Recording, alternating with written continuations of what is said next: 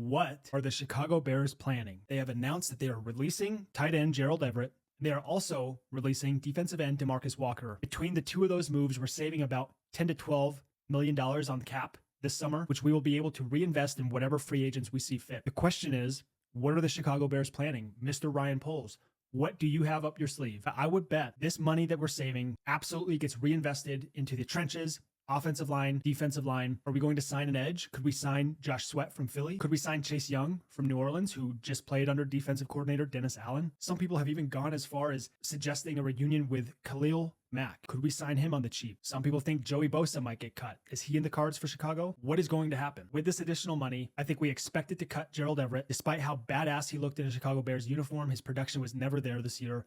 He had 8 catches, which is very sad. DeMarcus Walker only had 3.5 sacks.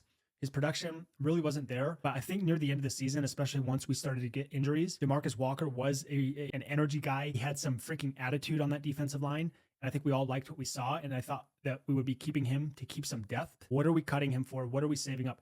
Does this mean we're going to splash big and spend on Trey Smith? God, I hope so. Does this mean we're also going after a center? Does this mean we could potentially be clearing as much room as possible to acquire the likes of Myles Garrett? Cutting DeMarcus Walker and Gerald Everett gets us to almost $80 million in cap. If you sign Trey Smith for 20, let's call it. Maybe you sign Dahlman for 10, 12, let's call it. You've potentially got $40 million a year left to still spend. Who on the free agent market are we going to target? If we can get Myles Garrett for the right price, and when I say right price, I mean not more than 1 first-round pick. I heard a lot of people yesterday, I would be more than willing to give away 2 first-round picks and a second and a third.